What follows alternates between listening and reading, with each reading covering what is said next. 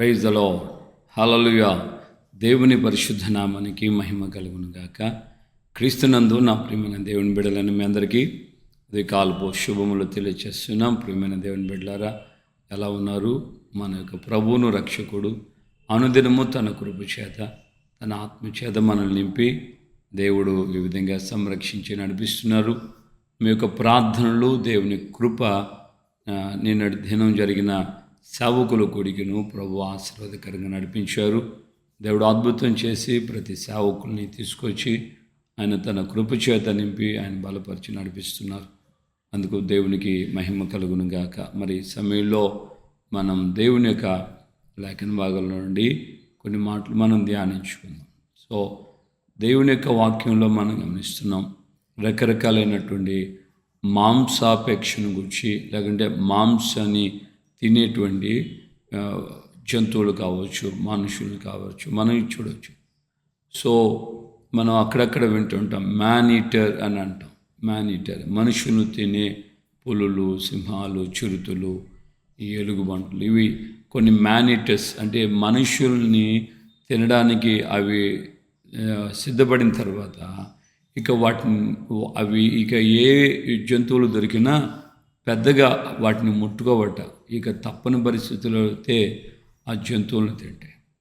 కానీ ఒక్కసారి మేనేటర్గా మారితే పులి కానీ సింహం కానీ, చాలా కాలం క్రితం మన ఇండియాలో ఒక పులి మేనేటర్గా మారింది. అది ఎవ్వరికి చిక్కటం లేదు, ఎవ్వరికి దొరకటం లేదు. కానీ అనుకోని రీతిలో మనిషి వాసన పసిగట్టి మనిషిని చంపి తినేటువంటి ఆ పులి, దరిదాపుగా ఒక 20 మందికి పైగా ఆ పులి మనుషుల్ని తినేదిగా ముద్ర వేయబడింది. పిల్లరా గమనించాలి, ఇవి శారీరకంగా పులులు, సింహాలు ఇవి మనుషుల్ని తినేటువంటి పరిస్థితి మనం గమనిస్తుంటాం. కానీ ఆధ్యాత్మికంగా మనం గమనిస్తే ఆత్మ సంబంధమైన జీవితంలో కూడా ఈ మేనీటర్ ఉంటారన్నమాట. ఎవరు అతను అంటే సాతానుడు ఈ యొక్క శరీర సంబంధమైనటువంటి ఈ రక్త మాంసాలని వాడు తినేటువంటి ఆ అభిలాష వాడికి శరీర సంబంధమైనది కాదు. కానీ శరీరాన్ని ఆధారం చేసుకున్నటువంటి అహం, గర్వము, అతిశయము, స్వార్థము, మోసము, నేరాలు, ఇలాంటి స్వభావాలు కలిగి ఉన్నటువంటి ఆ పరిస్థితిలో ఆ వ్యక్తులను, ఆ రక్తమాంసాల్లో ఇలాంటి మనస్తత్వాలు, ఆ రక్తమాంసాలు కలిగి ఉన్నప్పుడు వాడు తప్పకుండా అలాంటి రక్తమాంసాలతో ఉన్న వ్యక్తులను వేటాడి వాడు వాటిని తినటం ప్రారంభిస్తాడు. అంటే ఒక వ్యక్తిలో స్వార్థము, ఒక వ్యక్తిలో భయంకరమైనటువంటి దురాలోచనలు, దుష్టత్వము, చారత్వము, అపవిత్రత, కామకత్వము, శరీర సంబంధమైన కోరికలు ఇవన్నీ ఉన్నాయనుకోండి, అహము, గర్వము, క్షమించలేని కోపము, క్రోధము, కక్ష, అసూయ ఇవన్నీ ఉన్నాయనుకోండి, ఖచ్చితంగా ఆ స్వభావాలు మనలో ఉన్నటువంటి హేతువు చేత వాడు మనల్ని టార్గెట్ చేసుకుంటాడు.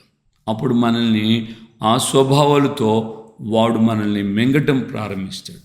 ప్రారంభ దినాల్లో అవ్వ ఆదాముల యొక్క జీవితాలను గమనిస్తే అవ్వను టార్గెట్ చేశాడు. టార్గెట్ చేసినట్లుగానే అవ్వలో శారీరక సంబంధమైన కోరికలను రూపుదిద్దించడానికి ఉత్ప్రేరకంగా మాట్లాడిన మాటలు నిజంగా ఆమె యొక్క స్వభావం బయటకు వచ్చేసింది. ఆమె మహిమతో ఉంది. వారు దేవుని చేత నిర్మించబడిన సమయంలో శారీరక సంబంధమైన వస్త్రాలు లేవు వారికి. కానీ వారి యొక్క మనోనేత్రాలు, వారి యొక్క శరీరం అంతా మహిమతో ఉన్నందువలన వారు సిగ్గు ఎరుగరు అని రాయబడింది. కానీ ఎప్పుడైతే అలాంటి జీవితంలో కూడా సాతానుడు టెస్ట్ చేశాడు, పరీక్షించాడు. ఈమె మాటకు లోబడుతుందా అని వాడు శోధించడం ప్రారంభించాడు. ఎప్పుడైతే ఆ శోధకుడు ఈమెను శోధించాడో ఆమెలో ఉన్న శరీర స్వభావం, శరీర మట్టిలో నుండి తీయబడిన ఆ ఆలోచనలు, తలంపులు వాడి మాటలకి కనెక్ట్ అయిపోతానే ఈ అమ్మటి వాడు వాళ్ళని లాగటం ప్రారంభించాడు. గమనించండి, ఈరోజు కూడా కొంతమంది పరిపూర్ణమైన భక్తి కలిగిన పరిశుద్ధమైన జీవితాన్ని కలిగి ఉన్నాము అనుకుంటున్న విశ్వాసుల్లోనూ సేవకుల్లో కూడా వాడి విధమైన శోధన తీసుకొస్తాడు, వాడి విధమైన పరీక్ష తీసుకొస్తాడు. కొంతమంది నోరు తెరిస్తే అబద్ధాలు చెప్పేవాళ్ళు ఉన్నారు, నోరు తెరిస్తే బూతులు మాట్లాడేవాళ్ళు ఉన్నారు, నోరు తెరిస్తే ఇతరులకి శాపాన్ని ఉచ్చరించి వారి మీద ఎప్పుడు చూసినా శపించే రీతిలో మాట్లాడుతున్న వాళ్ళని మనం చూస్తాం. ఇలాగ మనం గమనిస్తున్నటువంటి వేళలో ఖచ్చితంగా అనేకులకి హృదయాలు, అనేకులకి జీవితాల్లో వాడికి బలైపోతూ ఉంటారు. ఒకవేళ పేరుకి ఇలాంటి తెల్ల బట్టలు వేసుకున్న స్వభావము, ఆలోచనలు, తలంపులు. నేను ఈ యొక్క కీబోర్డు ఈ యొక్క ఎడిటింగ్ విషయాల్లో నేను చేస్తూ ఉండి యూట్యూబ్లోకి వీటిని అప్లోడ్ చేయాలి. అలాగే ఎడిట్ చేస్తూ ఈ యూట్యూబ్లలో చూస్తున్నప్పుడు కొన్ని కావాలనే దురాత్మ తీసుకొచ్చి కొన్ని క్లిప్లు అట్లా చూపిస్తూ ఉంటాడు, కొన్ని క్లిప్లు అట్లా తీసుకొస్తుంటాడు. వెమ్మటే దేవుని కృపచేత దేవుని సేవకుడిగా వెమ్మటే దాన్ని బ్లాక్ చేయటం ప్రారంభించా. కొన్ని దాన్ని డిలీట్ చేస్తుంటే అది అడుగుతుంది కంప్యూటర్ ఏమని, tell us why you delete this అని. అది అడుగుతుంది, నీకేంటి సమస్య, ఏమవుతుందో, ఇది వద్దంటున్నావు కదా, ఈ కంటెంట్ వద్దన్నావు కదా, ఎందుకు ఏంటో ఆన్సర్ చేయనంటే అప్పుడు నేను దాని మీద క్లిక్ చేసినప్పుడు I don't want this type of content అని అక్కడ మెసేజ్ ఉంటుంది. దాన్ని క్లిక్ చేయగానే అది క్లోజ్ అయిపోతుంది. అవునా, ఇదేదో మిడ్ నైట్ మసాలా లాగా ఉందే, చూద్దాం అన్నట్లుగా కొంచెం మనం చోటిచ్చామంటే వాడు మనల్ని కబ్జా చేయటం ప్రారంభిస్తాడు. ఇలాగే అపవిత్రతకు గురవుతున్న వారు చాలామంది ఉన్నారు. సెల్ ఫోన్ల ద్వారా మిడ్ నైట్ అయ్యేటప్పటికి సెల్ ఫోన్లో చాలా తీవ్రమైనటువంటి అపవిత్రతకు చోటిస్తారు. జాగ్రత్తగా ఉండండి. మనము శరీరంలో ఉన్నాం, రక్తమాంసాల్లో ఉన్నాం. మనము శరీరంలో రక్తమాంసాలు ఉన్నప్పటికీ మనం పరిశుద్ధతలో మనం ఉండాలి. పరిశుద్ధమైన దేవతల ఆత్మ కలిగిన వ్యక్తులుగా, పరిశుద్ధాత్మ మనలో నివసిస్తున్నటువంటి దేవుని బిడ్డలుగా మనం నడిపించబడాలి. జోకులని కొంతమంది, ఈవెన్ దో సేవకులు సైతం, విశ్వాసులు సైతం, స్త్రీలు పురుషులు తేడా లేకుండా జోకులు అంటూ సరదా కోసం ఫన్నీ అంటూనే వాటిని ఫాలో అవుతూ ఉంటారు. దైవ సంబంధంగా దేవునికి దూరం అవుతూ ఉంటారు. బాగా గమనించాలి. సంతోషంగా ఉండటం తప్పు కాదు, కానీ పరిహాసపు ఆ దురాత్మల యొక్క కామెంట్లు మనం వాటి యొక్క ఆ యొక్క విధాలైనటువంటి ఆలోచనలు, నడిపింపులకి మనం వెళ్ళటం చాలా తప్పు. చాలామంది ఈ రోజున ఆ సీరియల్కి అలవాటు అవుతూ ఉంటారు. ప్రార్థనే సీరియల్. సాయంకాలం టైంపాస్ కోసం సీరియల్ చూస్తాం. ఏం చేద్దామయ్యా, నేను ఒక్కదాన్ని ఎవరున్నారయ్యా, మాట్లాడేవాళ్ళు లేరయ్యా, అందుకని ఏదో టైంపాస్కి అత్తాకోడళ్ళు ఎలా ఉన్నారు, అత్తాకోడళ్ళు, అల్లుడు మామ, లేకుంటే కొడుకు తండ్రి, కూతురు అమ్మ, ఇలాగా సీరియల్ ఏదో సాతాను చెప్పిన బోధ, ఆలోచన, వాళ్ళ యొక్క సీరియల్ అన్నింటికి మనం తలొగ్గి అనేక జీవితాలను పాడు చేసుకుంటున్నాం. కుంకుమ పువ్వు అంట, అది ఎవడికి నెత్తిని పెట్టడానికి, ఎవరికి పెట్టడానికి, రకరకాల గొప్పేడంత మనసు. ఇలాంటి సీరియళ్ళు, ఇవి అపవిత్రమైన వాటికి నువ్వు గమనించు. నువ్వు ఏ విధమైనటువంటి బయటికి వెళ్ళి ఏ విధమైన అపవిత్రత చేయకపోయినా ఈ సీరియళ్ళ ద్వారా, సినిమాల ద్వారా, లేకపోతే ఈ యొక్క వీటిని అంటారు ఈ రీల్స్ ద్వారా, ఈ జోకులు, పరిహాసాలని, వాటి ద్వారా మన జీవితాన్ని మనం పాడు చేసుకుంటే మనకు మనమే నష్టం తెచ్చుకున్న వాళ్ళం అవుతాం. కనుక ఈ యొక్క మానిటర్ అయినటువంటి నరమాంస భక్షకుడైనటువంటి ఈ దురాత్మ ఉన్నాడే, సాతానుడు ఉన్నాడే, వాడు ఏం చేస్తున్నాడంటే ఇలాంటి వాతావరణాన్ని తీసుకొస్తూ ఉంటాడు మన చుట్టూ. మన మనుషుల్ని తీసుకొచ్చి పెడతా ఉంటాడు, మనుషుల్ని ఎదురుగా ఉంచుతూ ఉంటాడు. యేసేపు చూడండి, పరిశుద్ధ దేవతల ఆత్మ కలిగిన వ్యక్తి కనుక యేసేపు ఎదుటికి పొతిఫరు భార్య అతన్ని రోజు లాలన చేస్తుంది, రోజు మాట్లాడుతుంది. కానీ ఒక రోజున ఒంటరిగా దొరికితే ఇక కబ్జా చేద్దాం అనుకునేటప్పటికి యేసేపు ఆమె ఎదురు నుండి పారిపోయాడు. తద్వారా శ్రమలు వచ్చినా, బాధలు వచ్చినా, కష్టాలు వచ్చినా నాకు పారిపోవటమే ఇష్టం తప్ప నేను ఈ యొక్క అపవిత్రతలో నేను విజోడిగా ఉండను, నేను ఐక్యపడి ఉండను అని పారిపోయాడు. దేవుని యొక్క లేఖనం క్రొత్త నిబంధనలో దావీదు పౌలు గారు తిమోతితో ఆ మాట రాస్తున్నాడు. యవనేచ్ఛనుడు దూరముగా పారిపో, పవిత్ర హృదయులై ప్రభువునకు ప్రార్థన చేయవారితో కూడా నీతిని, భక్తిని, విశ్వాసమును వెంటాడు అని. కనుక ఈ రోజున మన జీవితాల్లో ఈ నరమాంస భక్షకుడు అయినటువంటి సాతానుడు ఎదురు చూస్తూ ఉంటాడు, తిరుగుతూ ఉంటాడు. దేవుని వాక్యం చెప్తుంది, దావీదు పేతురు ద్వారా రాయబడిన మాట అంటే, ఎవరిని మృంగుదునా అని గర్జించే సింహం వలె సాతానుడు తిరుగుతున్నాడని రాడు. 5వ అధ్యాయంలో ఈ మాటలు మనం చూస్తాం. ప్రియమైనటువంటి దేవుని బిడ్డలారా, దైవజనుడు అందరి చేత సాక్ష్యం పొందినవాడు, అందరి ద్వారా చిన్న పెద్ద మంచిగా ఉన్న వాళ్ళ ద్వారా, అలాంటి ద్వేషించిన వాళ్ళ ద్వారా, అందరి ద్వారా సాక్ష్యం పొందాడు దానియేలు. శత్రులు సైతం ఆయనలో నేరమైనను తప్పైనను కనుగొనలేకపోయారు. అలాంటి దానియేలుని తీసుకెళ్ళి అక్షర సంబంధమైన సింహాల బోన్లు వేస్తే ఆ సింహాలు ఆయన్ని ఏమి చేయలేకపోయాయి. ఒక విధంగా చెప్తే దానియేలులో ఆ యొక్క శరీరం, మాంసం లేదు. అందువలన ఒక విధంగా అంటే స్పిరిచువల్గా దాన్ని మనం రిలేటెడ్గా మనం గమనిస్తే శరీర సంబంధమైనటువంటి స్వభావము, అదే ద్వేషము, కోపము, క్రోధము, కక్ష, పగ, ఇతరుల్ని తగ్గించి నేను పైకి వెళ్ళిపోవాలి. ఈ రోజున మనం గమనిస్తున్నాం, రాజ్య పరిపాలనకు రావాలంటే ఎన్ని విధాలైన మోసాలు చేస్తున్నారు.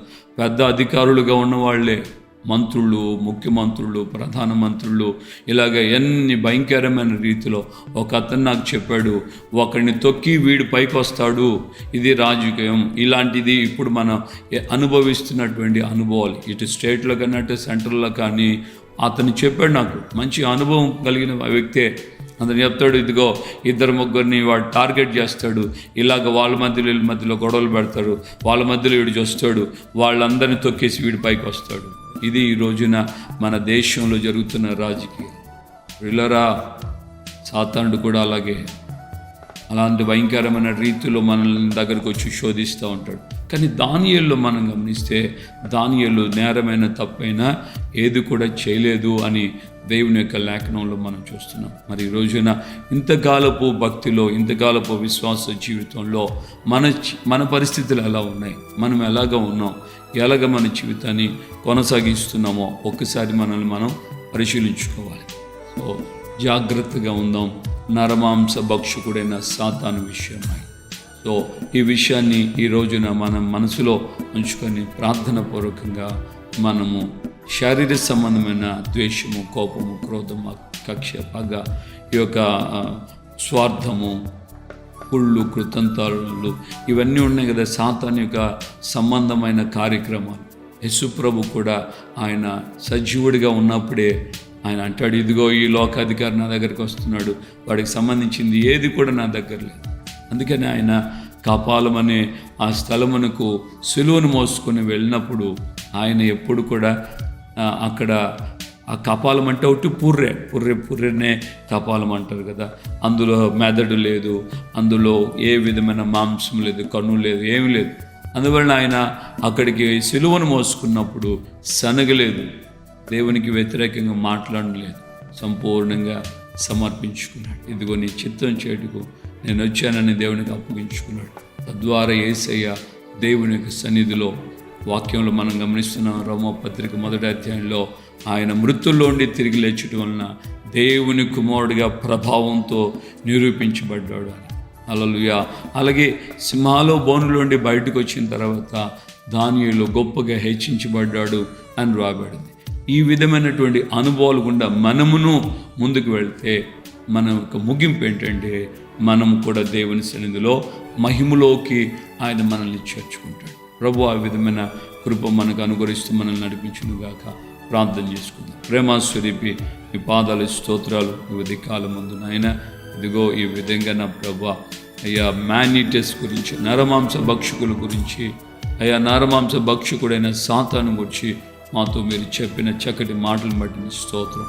అవును తండ్రి, మా యొక్క శరీరం అయ్యా మీ రక్త మాంసాలతో, మా శరీరం మీ ఆత్మతో ఏకీభవించి అయ్యా మేము శరీర సంబంధులం కాక శరీరంలో ఉన్నప్పటికీ ఆత్మ సంబంధులుగా మేము ఎదగాలని మమ్మల్ని ఉద్దేశించి మీరు మాట్లాడిన ఈ మాటలకే స్తోత్రాలు. మేము పరిశుద్ధపరచబడ్డాము అని అంటే సరిపోదు, పరిశుద్ధులమైన మేము సంపూర్ణం అవ్వాలని, సంపూర్ణతకు వెళ్ళే సమయంలో అయ్యా మా జీవితాల్లో ఏ విధమైనటువంటి సాతాను ప్రలోభాలకి మేము ఎక్కడ చోటు ఇవ్వకూడదని, అయ్యా వాడు గర్జించే సింహాలని ఎవరిని మృగుదనాన్ని తిరుగుతుంటాడని అయ్యా మీ లేఖనాల ద్వారా అయ్యా నాతో మాతో మీరు మాట్లాడారు. కనుకనైనా మేము శ్రద్ధ వహించిన వారమై ఈ శరీరంలో ఉన్నప్పటికీ శరీర సంబంధమైన మనసు, ఆలోచన, తలంపు, క్రియ, నడక కాకుండా శరీరుల మధ్యలో కూడా మేము ఆత్మ సంబంధంలోగా మేము నడిపించబడుతూ మీరు అక్కడికి రాజ్యానికి మేము ఈ శోధనలు జయించి మీ ఎదుట మహిమపరచబడే రీతిగా మా విశ్వాసం కొనసాగాలని మీరు మాట్లాడారు. ఈ మాటలన్నీ కూడా నాయన ఈ ప్రియబిడ్డల హృదయాల్లో నీరు కట్టి ఫలింపు చేయండి నాయన. మీ యొక్క కాపుదల సంరక్షణ ప్రతి వారికి మీరు అనుగ్రహించి ఘనత, మహిమ, ప్రభావాలు మీరు మాత్రమే పొందమని యేసు పరిశుద్ధ నామములో ప్రార్థన చేసి పొంది ఉన్నాము తండ్రి. ఆమేన్. నువ్వు ప్రభు అయిన యేసు క్రీస్తు కృపయు తండ్రి అయిన దేవుని ప్రేమ, పరిశుద్ధాత్మిక అన్యోన్య సహవాసం సమాధానం ఇప్పుడు ఎల్లప్పుడూ సకల పరిశుద్ధులకి మనకును ప్రాముఖ్యంగా శారీరక సంబంధమైన ఆ తుచ్చమైన అభిలాషలు వీటన్నిటి నుంచి జయము పొందడానికి, దేవుని శక్తి చేత, దేవుని ఆత్మ చేత నడిపించబడడానికి తీర్మానం చేసుకున్న వారందరికీ కృపయు, సన్నిధి, సమాధానం తోడే ఉండి నడిపించునుగా. ఆమేన్. ఆమేన్. హల్లెలూయా. ప్రభుపేట అందరికీ వందనాలు. నిశ్చయం దేవుని యొక్క అభిషేకం, దేవుని యొక్క ఆత్మ శరీరుల మధ్యలో ఉన్న మనము శరీరానుసారులం కాకుండా ఆత్మ సంబంధులుగా మనం కొనసాగడానికి ప్రభు తప్పక సహాయం చేస్తాడు. నీ అభిలాషను బట్టి ఆయన నీకు ఎల్లప్పుడూ సహాయకారంగా ప్రభు నీకు ఆ విధంగా తోడే ఉండి నడిపించు.